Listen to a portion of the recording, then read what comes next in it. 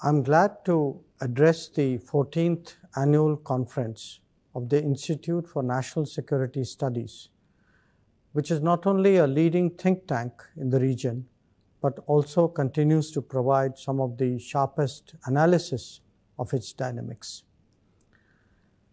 As a new administration takes office in Washington, D.C., it is natural that the world would reflect on the changes that it portends. Those following American politics would agree that its policies and initiatives will focus on rebuilding and revival. This has become an overriding priority after the devastation caused by the COVID pandemic. Because globalization has impacted its economy so deeply, this is equally a foreign policy issue. Therefore, we have already heard President Biden stressing the necessity of formulating policies addressing the well-being of the American middle class. Similarly, his closest advisors have spoken of a new U.S. industrial strategy to address the distortions of the current trading system. The concerns, in many ways, are perhaps more constant than the manner of their articulation. If there is a message for the world, it is to go beyond politics and recognize what are the real shifts in American thinking.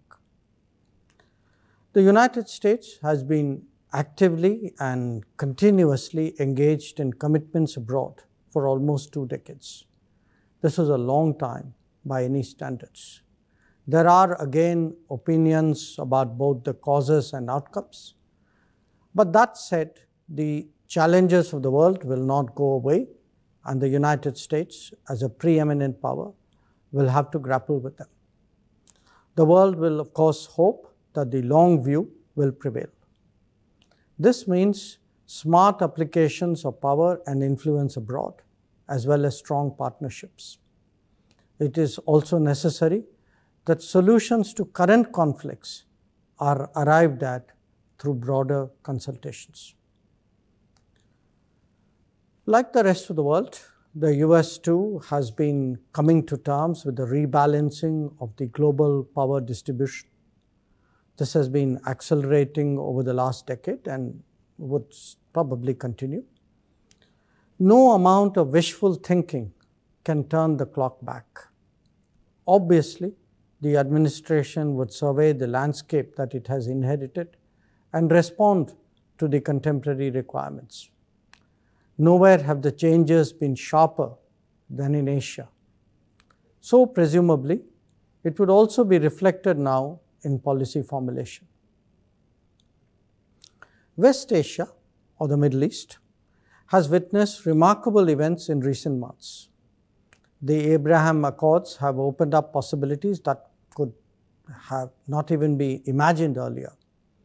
At the same time, lasting solutions do have to be found for the perennial challenges.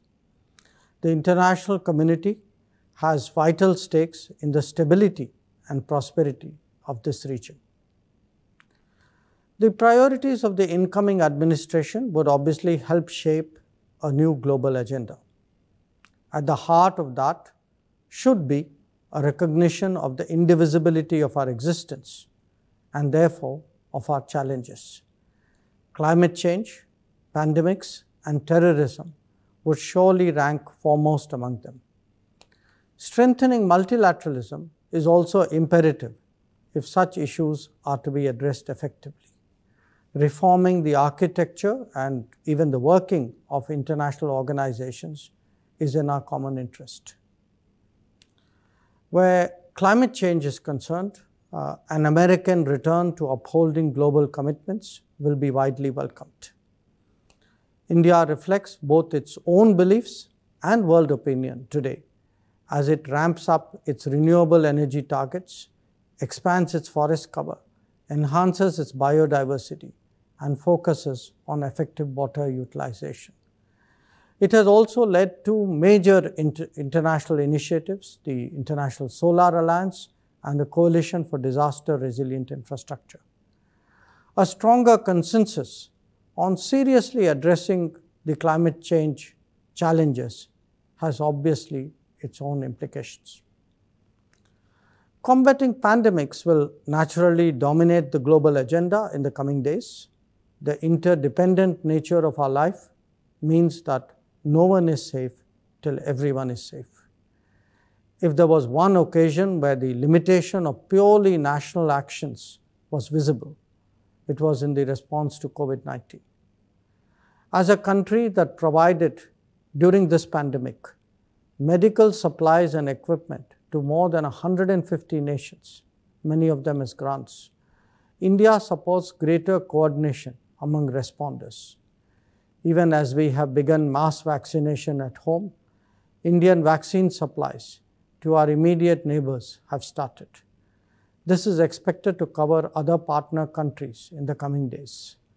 The world can only benefit from a more collective effort to deal with the serious issues confronting us. Now, that logic applies equally to the long-standing challenge of terrorism. For too long, it has been treated as a problem of only those directly impacted. But we know full well how seamless the world of terrorism really is. Allowing safe harbors for terrorism and overlooking state sponsorship is becoming increasingly dangerous with each passing day. In a more capable and technology-driven world, these threats have only multiplied further. Creating a global consensus on this issue must be a priority. The world has also become far more digital, transformation sharply accelerated by the COVID-19 pandemic. Opportunities for digitization come with their own vulnerabilities. These too are natural domains for greater international exchanges and cooperation. Similarly, the requirement for more trusted and resilient supply chains is being clearly felt. De-risking the global economy is one of the big takeaways from the COVID experience. Here again, there is scope for fresh thinking and more partnerships. At the end of the day, we all live by our beliefs and values. They not only drive our aspirations, but guide their realization.